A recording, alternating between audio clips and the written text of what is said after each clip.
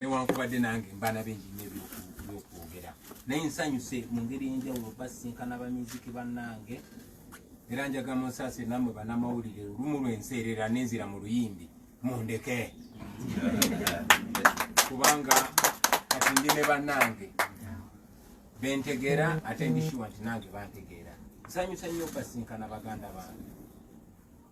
Nze no bwe mbasinkana buli muntu kummwe mulabamu ekitono nnyo abantu akakadde kamu kubanga baganda bange Uganda eno etunulidde ffe, ensi eno etunulidde ffe historically n'ensi zonna zonna ffe ba artist ngera Nobya ne bwagambye tulimira ya society. Waliwo omusajja yali artist yafanga tewali yali azaliddwa ku ffe bali bamuyita Okot Biteke yagamba artists are the mirrors of society era amini yali amubisanya nakamba nedda nze ndija sindabirwamu ya society era bw'olaba ng'endabirwamu kyekulakika kikyamu tujasa bwasa kyusa ekyo longoosa ekyo. So ffe ba artist tulimira ya society tulindabirwamu y'abantu baffe kyetwogera kyekiri mu bantu. So okulaba nga tusinkanye bannange nze kimpa nnyo essanyu. Siri wano okusookera ddala era nasanyuse muganda wange Kasibwe Kapwe bw'ayagambye tali wano ku lwa Bobi kuba kino si kya Bobi, kino si kya Bobi baganda bange. Yes, kyewunyisa oba oli awo Mukama bwe yanoonya anaazanya paati eyo n'ansongamu. Yalinga asongamu gwe Kapwe, yalinga asongamu gwe Bafana. Siri wano okuba nze nasinga okusoma, siri wano okuba ntegera nnyo banjagala nnyo ebyobufuzi, siri wano nti kubanga ndi musirikale. Naye muganda agamba oyitira omulalu mudde mu kyama. Baganda bange tuli mu nsi eyakafugibwemu 5-7 ensi engagga naye batusiranyiza singa mukitunulira mujja kunyiiga nnyo.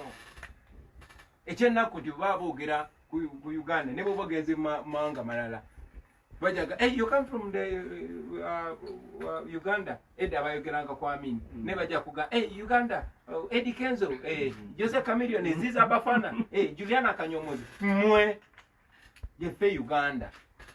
So temwenyomanga baganda bange tulina ekifaananyi nti amaanyi nnyo naye tulina n'omulimu gw'amaanyi nnyo nga ba artist okukikira abantu baffe beesunga aba professor banunula ne batalabika, ne beesinga osunga aba doctor banunula, ne beesunga abaloya abakabiri banunula ne babula. Okumala emyaka 34 Uganda abantu ekitundu 80 oba 9 ku kikumi balingamu baavungamu either basoma ne batafuna mirimu ngammwe oba balima okusoma olwa fees ngammwe. Beeyiya bweyiya nkakasa ffe naffe nekyasinga otusinkanya tulina obumanyirivu obw'enjawulo naye ati ebitone ebisingo talent is the only hope for the common people. Batusinge ne bakumanya nga toyimbye nga tozanye katemba oba osiranye ffe kati ekitumanyisiza musoyo tustate bebitone byaffe. Ekikulu ekiriwo nti abantu abo abaabulijjo abawansi bootalimanya abayita mu kkubo ne batabakubira ndulu be batutudde kikyekulu. So saawa zino Uganda etutunulidde batali bange ng'ekyokuddamu nga ansa. Nze gye nava nali initially sayingira mu kuyimba kubanga nze nali nsinga eddoboozi eddungi ne kuba nalina obaolyawo ebinnumakulu byenjagala okwogerako era ne wesanga nga bangi nnyo abafaanana nga nze kyekituconnectinga ne Bafana, kyekituconnectinga naawe Seremba, kyekituconnectinga n'abantu abalala, kyekituconnectinga ne miliyoni z'abantu abali eyo kubanga bafaanana naffe ne bakuwuliriza ne bawulira nga be boogera bw'oba oyogera. Abali wano kibwewo oyo ebiseera ebisinga amagezi gazampa ng'abadde nga mutamiivu tabijjukira naddijjukira naye n'okuzimba obuzimbi wano oyo oba ojjukira olunaku olwo bajja n'ogamba bwenzirangamo okusinga bulemu abuildinga munne Bafana nayimba ngoba oli awo tamanyira takigenderedde nakigendera naye noba obulira bwobanga okola fuba kyokolanga kyekirandiza ensi yo. That is the communication mwabitandika dda baganda bange. Kasibwe Kapwe tubadde nga tunyumya naye ebbanga lyonna era nga tutandika zino ensonga twasooka kusinkana nga ab'ekinywi Kasibwe Kapwe Idamani Mayinja Kayemba Lutaaya ne tusinkana ne twogera ku nsonga eziruma eggwanga lyaffe ng'abo mukwano. So chimpesa nyo olunaku lwaleero tutusinkana nga ba artist. Of course tusinkana nga tuine bala ebbiri erituteekeddwako kubanga ffe ba artist batumanyi nnyo omuntu omulala eyo bwatunda omwoyo gwe tebakiraba nga kyamaanyi naye artist kyokoze bakiteeka ne ku bantu abalala kuba ensi etugoberera ensi etuwuliriza baganda bange. So kimpa essanyu lingi nnyo okulaba nga ba artist tusinkana ne tumanya amaanyi ge tuyina. Twakyogerako ne mukulu Emma ne tugamba tuli powerful nnyo naddala ku mulembe guno mubadde mukimanyi nti Museveni tatyangako nga bw'atidde. Mubadde mukimanyi nti olunaku lwaleero abantu abali myaka gyammwe ne mu mbeera zammwe bali ebitundu 85 ku buli 100 mu Uganda muno. Bafana kyogeddeko abavubuka no bitone yakyogeddeko abavubuka abato kunze bali ebitundu 85 ku buli 100 mu Uganda. Kitegeeza abatoko Emma bayinza okuba bali bitundu 9 ku buli 100. Kitegeeza ki nti abantu batuwulirizaamu abantu abali mu Uganda abasinga bato baffe oba baana baffe ffe tubasongere kubo kati kye tukoze kye bagenda okugoberera engeri gye twerabamu gye bagenda okwerabamu. Baganda bange nga sina bagamba kintu kyonna kikulu njagala mbagambe mwekiririzeemu muli powerful okusinga we mulowooza. Muli bamaanyi baganda bange era singa mumanya amaanyi ge muyina mwe bayimbi mmwe singa mumanya Katonda kyeyaba investingamu ekyo era bw'oba okibuusabuusa labira ku Kyagulanyi siri wanjawulo kumu tulina ebitone byebimu abamu muli even more talented than me. It's a question of belief. Lote bagitunda mu katale findinga bufindizi mugwe nogamba okuba n'olwaleero siri bye mwagala mbeere ndi bye njagala mbeere gwe kyeweerabamu kyebalaba era bafubye nnyo okulaba nga nze banstopinga baali bapulaninze n'okunzitamu akimanyi. Bafubye nnyo okulaba nga Kyagulanyi tabuusa balala kubanga bamanyi ne wabayo Kyagulanyi omulala n'owokubiri n'owosatu n'owokuna babafudde kati abo bakyagulanyi abali nekyo yagadde mumanye the power of art. There's no revolution without art. Ate twesanze mu mbeera eno ekyennaku butamanya omanya kyetulina kyetuyina naye Katonda kya places mu ngalo zaffe atuwadde obuvunaanyizibwa n'omukisa ogukyusa ensi eno forever. Ba Miriam Makeba ne ba Chiko Chimola omukisa gwe bafuna myaka gy'ekinana mu South Africa tukufunye times 10 kubanga ba Miriam Makeba bwe babeererawo tewaliwo social media nga bagana olimba okuzanya ku TV kiwedde balugana okuzanya ku radio kiwedde nekati ebituli bibayise buli wamu tebasobola to stoppinga tebasobola. So mwekirize mumanye kyemuli ekyokubiri okurashinga fear. Be sure nti bwe balemu tukontaininga n'emiggo n'amasazi mumanya bw'okwata seremba oba omufudde star bw'okuba kazibe kapa emiggo oba omufudde star kati batunula ku bwavu bwo oyo kazibu alina sente mmeka nomuyita nkuwazi. So ebyo bikulu nnyo badde njagala nnyo bibagamba. Now ziramu kyasati nga people power siyenze people power kirowoozo nti obuyinza bw'abantu ssemateeka waffe constitution lyeteeka ekkulu buli omu lyalina okugobererako bere Museveni kawaayira akasooka akagamba obuyinza bwonna bw'abantu abantu balina obuyinza. Kati gwe Kyagulanyi Emma bw'aba asobola okusookayo mu bantu n'akuloopayo n'akulabisaayo oba toyina kyosobola kugamba. Kati ffe tusingira bano abantu abatufugisa emmundu kuba ffe tukonekitinze n'abantu abantu yeffe bogenda amaanyi goyina abafana you have the possibility the ability to communicate to 10 million people in one day. Ekyo kyekyebeeyi ekitalina kyoyinza kigeraageranyako n'ekiri gy'oli osobola okiteekako ebbeeyi n'ogamba nze nkitunda kakadde oba 2 oba 3 oba n'ogamba no kino gye legasi yange ng'eggwanga lyange nga nze. Abajamaika bwe batusingira amaanyi ensi zonna bwe zitusingira amaanyi naye ekizaamu amaanyi nti Katonda atupulesinze ku time eno ku lunaku luno mu generation eno nga byonna bwe birinabadde nyumya ne kyali wange omu nagamba you people have more than you need. Buli kye twetaaga okwenunula tukirina mu excess kuba tunula abali wano nti musajja twali awo nga tuli bayimbi batono abayinalo ate n'abamu ne bamera akatengo naye somehow n'abalala ne bayimuka kati bakyasobola tukonteyinga tebakyasobolera ddala tewali chance Uganda gye yali efunye nga gyeyinamu ffe kati essuubi tebaliinamu bannabyabufuzi njagala kibagamba wakati mu kuwa bannabyabufuzi ekitiibwa essuubi tebaliinamu ba MP nze ndi MP essuubi tebaliinamu ba looya baffe baani baliinamu mmwe kubanga mu communicatinga directly ate mwogera mu lulimi omuntu lwategeera. Nelson Mandela yagamba nti if you want a man to understand you speak in a language he understands, but if you want a man to feel you speak in his own language. Mwogera olulimi lw'abantu nosaka akayimbo linaasirika nawuliza akayimba kumba akawuliza naye n'abali emabega babiri bakawuliriza oba bakusitopinze oba bakusibye oba agambe tebagenda kakuwa ku radio obubaka ne buyitawo.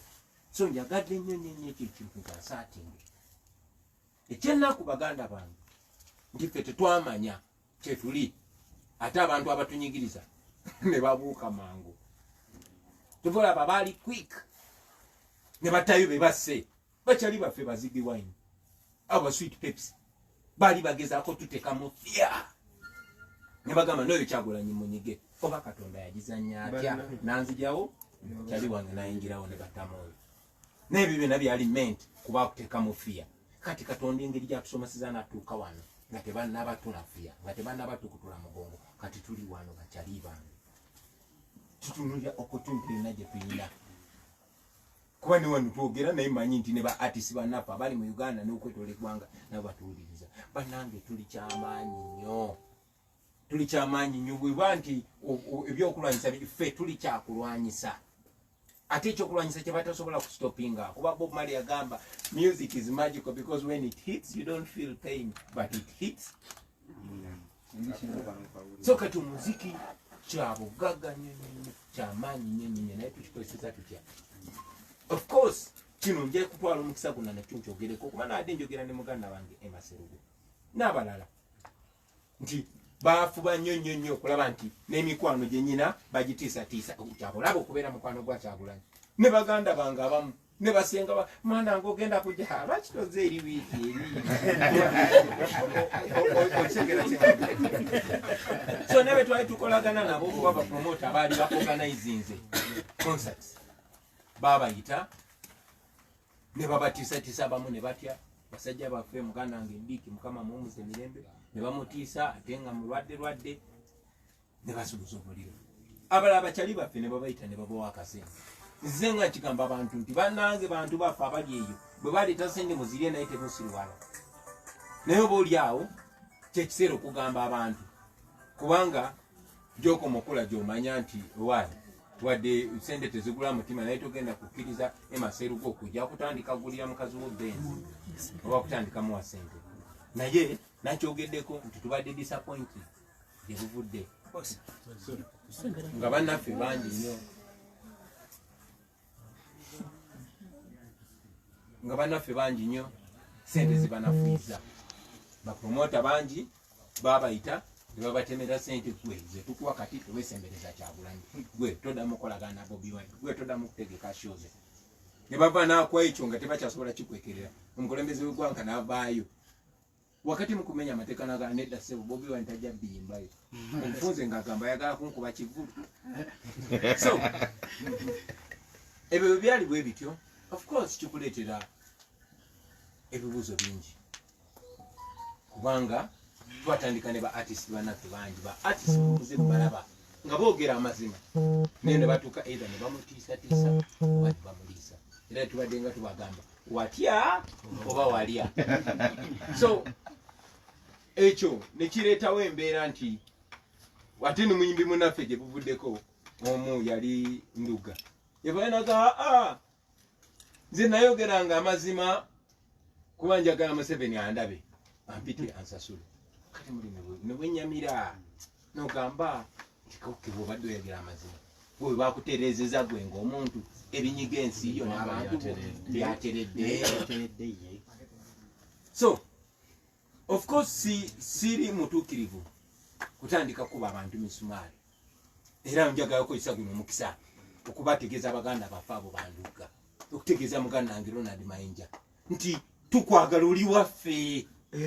Abo abasajja tebakwagala, bagwagala kukozesa wakati wa leero ne 2021 kubanga tubalina tubatadde mu nsonda. Yeffe babo tetukukyawanga, tukwagala era n'abantu tubakunga kukyawa, tubakunga kwagala na kwongera kuwa maanyi kukiririza mu kyewali okukiririzaamu kuba oli musajja mugezi nnyo. Uganda ekwetaaga. Ne bayimbi bannaffe abalala naye nammwe bagamba nti bannange baze bakikozesa nnyo. Bannaffe mwamulaba muganda waffe Boss Nicotine najja nayogera amazima naye bwe bamuwa ssente n'abula n'akola kinaakola ki. Era njagala otwala mukisa guno okukibagamba tikansubire temunze nayimba akayimba k'ekiwandi kansubire bannange bimwogera mubitegeeza kuba abantu batulaba. Tewali kyannaku, tewali kinyeza abantu nga kulaba nga kuba kiina ku kiina nnaku yaabwe. Olunaku lwaleero abaana b'abantu bafiira mu malwaliro batokomoka, abaana bali mu makomera, abaana bali mu safe house, abantu battibwa ne ba artist bannaffe. Ffe basuubira okwogera amazima. Kiri bakyannaku nnyo baganda bange gwokera ku makya n'olaba amazima n'ogwogera ate n'ogera ku makya n'ogamba biradde njogera n'abadde ensanga nkigamba nnyo mikwano gyange nti nze mukulembeze wammwe naye nange Bobi Wine olwayo negera ku makya nenga manyeri ya people pa n'abadde ensanga oyinza okusanga nga sisuzeewo. So kibabulira ba artist bannange ti si kikyamu bukyamu okuzanyirira ku nnaku ne ku bwongo bw'abantu wabula kyabulabe. Si just kikyamu wabula kyabulabe. Era njagala okukkiriza nti muli kwalaali bino mubikola si lwakyagulanyi wabula ku lwammwe ne ku lw'eggwanga lyammwe kuba abaganda bange tusobola okubeera mu nsi eyeyagaza. Tusobola kubeera mu nsi eyeyagaza ate nga gye tugenda eyo kuba tibakyasobola kikyusa. Oba ffe wetuli oba tetuliiwo, oba twenyigidde ono kaweefube oba tetumwenyigiddeemu. Bannayuganda bamalirira bagenda kwenunula. Ekyo nkakasa mwenna mukiraba eyo gye muli. Era nkakasa babakubidde ne kasimu ekikolwa kye mwakoze kyabuzira. Nze bafana engeri gye mumanyi gyayagala amalira sike saamusubidde kufuna alo.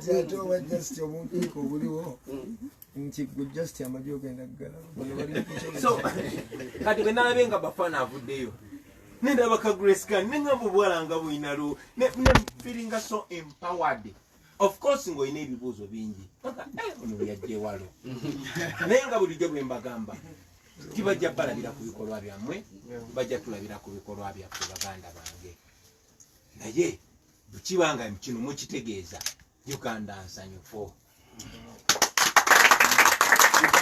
Era kakasa nammwe gye muli kinoomu bazenga babakubira obusimu nga babayozayoza nti naffe wadde tubaddemu nekitole ne bw'olabye mukazi bwe kapo tokano wadde siri sure balunywa kyaliko ne kazi bwe kapo mumanyi.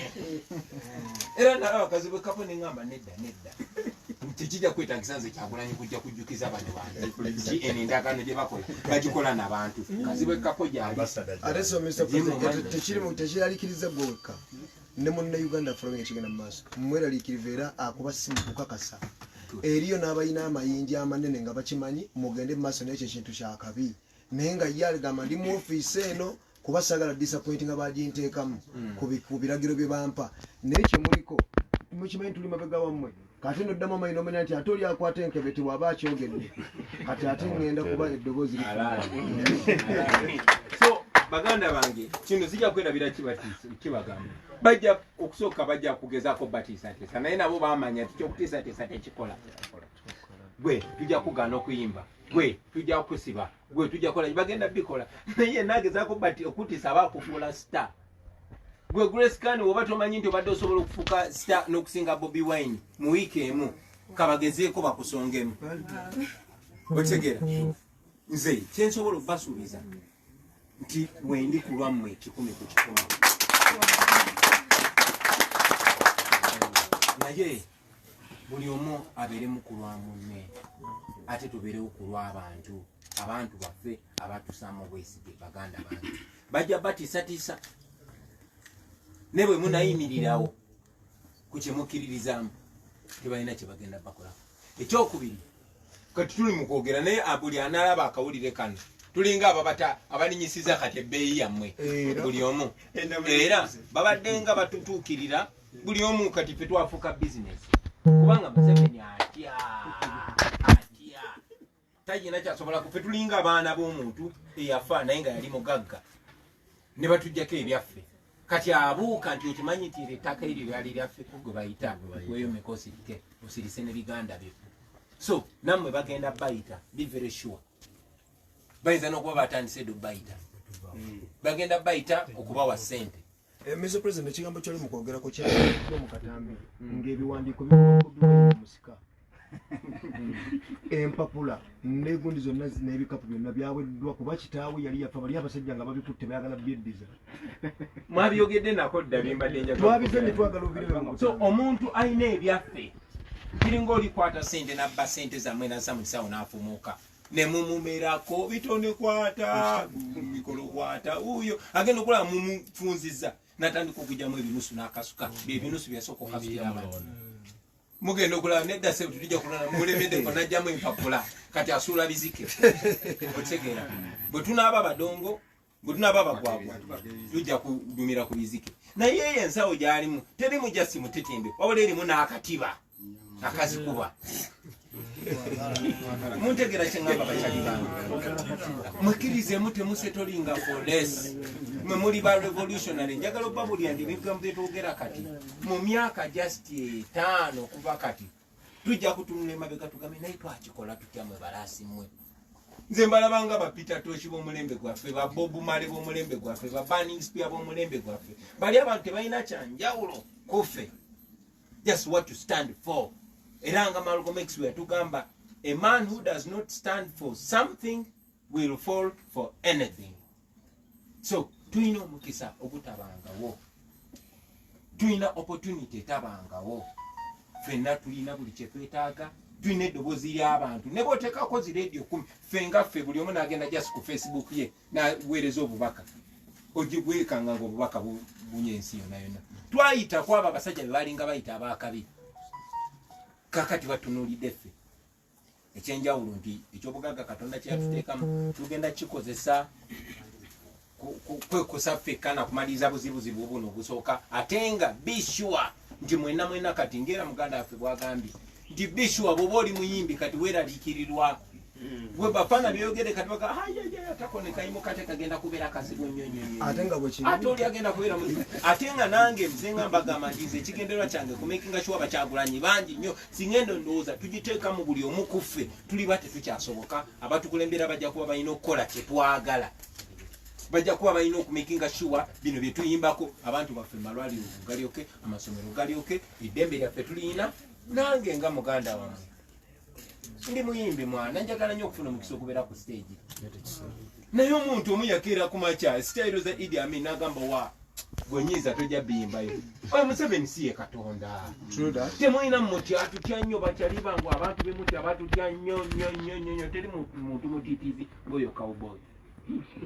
So mwekkirizeemu mubere confident ekisembayo tusigale nga tuli wamu temulimba abantu kubanga gye bakomye obbaagala n'okusanyuka gye bajja okoma bakyawa si kikyamu bukyamu okuyimirira ku kikyamu si kikyamu bukyamu okugwagwawaza abantu si kikyamu bukyamu okuzinira amazina n'okufuula ennaku y'abantu bizinesi wabula kyabulabe naye ate abantu aba batiisatiisa bano ba Museveni tebatiisa kusinga abantu baffe Museveni si wabulabe kusinga bantu kusinga population kuba ffenna tukimanyi nti oyinza okubulwako owuli amazzi wonywa amazzi obaka mbutwalire bayimbi bannaffe bonna tuli wamu n'abo be bakyakozesa bakathe n'abalala mubagambe ffe famire yaabwe babalaba bulabi nga badongo nabo bafiringa lonely yanoonya wakozesa ono Wilderman asobola kunzanyira paati tewana nagenda yeffe tukulaba ng'omuntu kubanze mu maaso gange osaanidde ng'oyo genero ng'oyo MP ng'oyo minisita talina njawulo naawe ekyenjawulo nti gwe ogondera amateeka okusinga ye ekyenjawulo nti gwe tobbye bantu okusinga ye ekyenjawulo nti gwe tosengudde bantu ku mataka gaabwe okusinga ye tusendinga emesagi egatta bannayuganda tetuli bakozi bafujjo tetuli basosoze mu mawanga tetuli basizi ba bukyayi yesu twagala nsi yaffe tetukozesa ebitone katonda byatuwa okumakinga sure tukyusa ensi yaffe kyemanyi tugenda kikola tutuuka okaddiwa nga naffe tuweebwa ekitiibwa njagala okusembayo nga njogera ku taatawo oyo omusajja mbadde sisaaga bwe ngambye nti gwe wasikira omusayi naye nze nesikira emputu oyo omusajja Christopher Sebadduka yagamba no abayimbi bonna bonna ezo zibandi wezali Idi Amin dadaye katonda w'oku nsi yagamba nedda amazima n'agateekawo era yalina okuwaŋŋanguka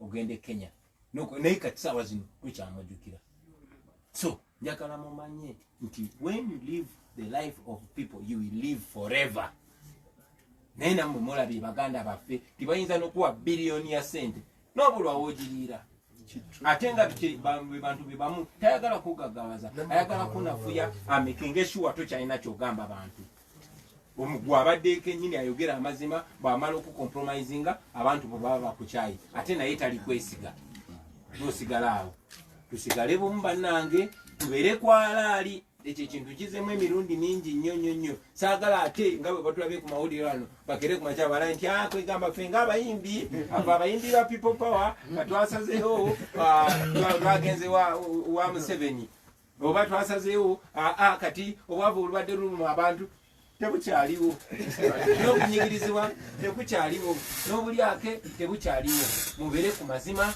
amazima gagenda bakola ab'eddembe baganda bange nsanyusa nnyo era nange kyalinamu kulaga omutonotono mba musudde mu kigoma awo mwezi nsaba bangambye ntidemuko ne mu luzungu Emma, ndogere?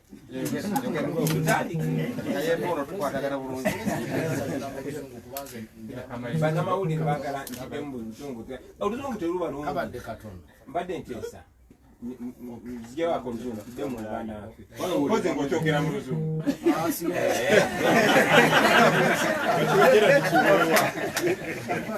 Friends, fellow artists, this is extraordinary. I am very, very glad to meet you. Looking at artists, looking at one artist to me is equivalent to 1 million or more people, because we artists are the communicators to the masses. Like Okot Pitek said one time that artists are the mirrors of society. We are the mirrors of society, friends. We are the people that reflect what is happening within the people. We are the spokespersons of our society. And historically, even here in Uganda, whenever there was something wrong and they wanted to communicate it to the king, they had to sing. So music is not only for entertainment, but it's for communication. And in this time and generation, we are the people that God has entrusted with that responsibility.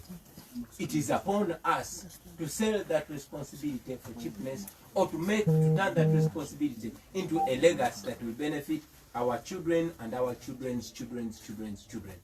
So meeting you here today is a big, big honor for me. It's a big encouragement, knowing that not all is lost in the music industry. You've seen in the past that, having noticed that the emergence of Kyagulanyi as a leader of a revolutionary movement that intends to put an end to the 34-year dictatorship, there has been a move. Museveni has named himself man of the ghetto. He has sung. Now he's on a buying spree, trying to compromise as artists. Having failed to intimidate us with violence or jail, now he wants to buy us. He has tagged a price onto us, and it is our responsibility to communicate not only to him, but to our people and to ourselves that we are not commodities, we are not for sale. So here, as we meet, as we are listening to the revolutionary songs that you're talking about, I want to remind you that in the recent past, so many fellow artists have postured to be speaking truth to power, but in real sense they were trying to elevate their premium. They are trying to elevate their buying fee. I hope you are true to what you say, because like I've always been saying, people are going to judge you by your actions. And I've said it before, I'll say it again, that it is not only wrong to play with the pain of the population, but it's also dangerous.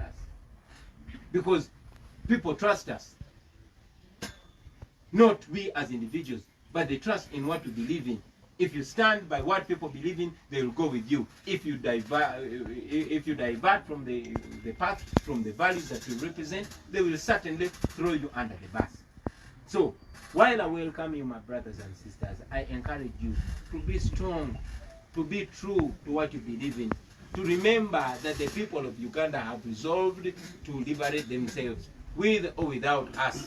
We can only factor in the idea of expediting their liberation, and we'll achieve it.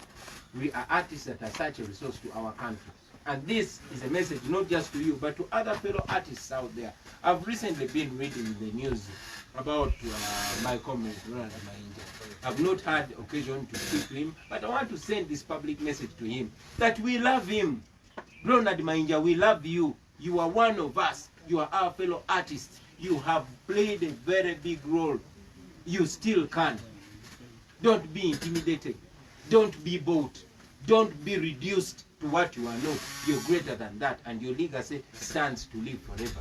And not only to him, but to our brothers like Brother David Pool, like Brother Kusasira, like Brother Boss Mikotim. We are artists, and we are expected to stand for the truth, because our only resource are the people. You cannot constantly disappoint the people, because it is not only wrong, but it is also there. So with those few words, I want to thank you for embracing this struggle. Let's do what we must do. Don't fear them, because they fear you. Don't fear them. They are not God. God is on our side. The law is on our side, and the people are on our side. So there's no reason to fear. I want to thank in a very special way the artists that we've been working with. Artists like Young Muro, such a young man, yet very resolved, very fearless. Artists like Comrade Dr. Hildaman, very resolved, very fearless. Artists like Nubian Lee, who has lost literally everything. He has lost his job. He has lost his ability to perform. They have taken away his talent from him. They've taken away his youth from him. But he says, no, bad man, no sellout. So let us continue, brothers and sisters. You can be sure that sooner or later we are going to be free. I thank you, ladies and gentlemen, and kasabe mugana anje kapo ayise wensonga mu luzungu azungire pozi tulina okutaba n'amawulire bannange mu dakiika eziddako nga 3 kasonga kati nene nga kanene mu byowa muto wange president yayogedde agambye nti bannaffe abaatuvaako olw'ekyojja mu miro oba olw'ensonga endala ne bagenda sayidi eri tukyabeetaaga mbadde mbuuzabuuza nti bakyasobola okuddamu okubatizibwa tubaanirizibwa kubanga bamu tuba nabo tubatuukirira okuzzaayo bulungi amawe n'okutondwa bannange temukyayibwanga muleke kwekweka kuba abantu bava mu mayumba bayinza n'okwetuuka abantu bekwese mu mayumba batya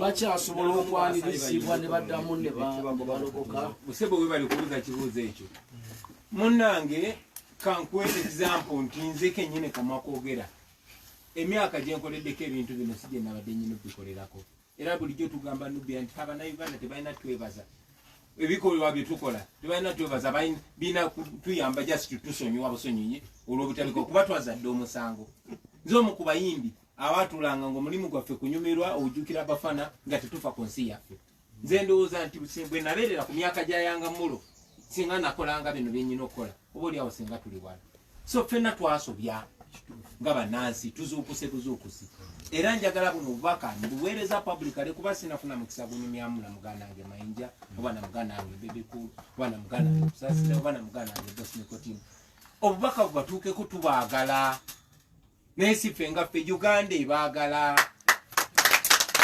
bamugaso nnyo. Oba olunaku lwaleero abasajja abaalinga ne Museveni abamu abenyigiranga mu kutulugunya abantu nga baatuka ne bagamba no kikyamu kati tuli nabo kati ffe baani okujajinga. So baganda baffe mwena it is not too late to stand for the truth. Buli muntu gwanyi mutuukirira omugambi munnange tugende mu nsi ensuubize nga tuli ffenna. Nesunga okufuna omukisa okunyumyako nabo naye ne bwe mbasinze enyumiza nabo buli omu ku ffe bayimbi bannaffe tulina obuvunaanyizibwa. Bwe tubanga tetusobola gatta waki tuleme okugatta abasuubuzi tuleme okugatta abali naye ffe nga abamizike tuleme okwegatta ffe byasudde byagamba nti tuli basomesa. Tugende tuwulize ku bigambo by'abakitafa basookawo bakafeero babasudde basebadduka ebyo byonna Mukama teyabikolera bwereere ebyo byonna byali kutegeka ffe tusobole okuyimirira olwaleero nga tulengera gye tulaga. So olunaku lwayo tulaba kiriyale kubanga tuyimiridde ku bibegabega by'abo abatusooka ku mirimu gy'abo abatusooka newankubadde nabo balinamu ensobi zaabwe.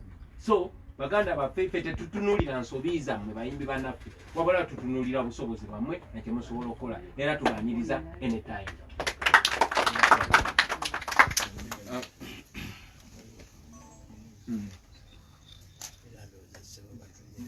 Basebo ne banyabo olw'obudde omukulembeze alina gundi endala gy'agendako naye tugenda kufuna group photo nga butuzanya n'oluyimba tukole bibiri mukulu sebo DJ kati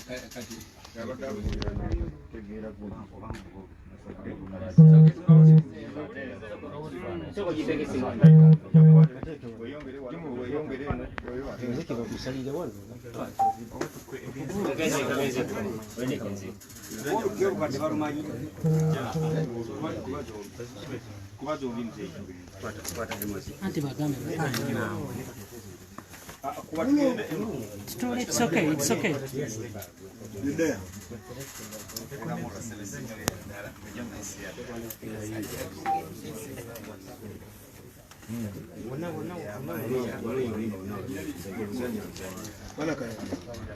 Tugende ku kyogedde ekifaananyi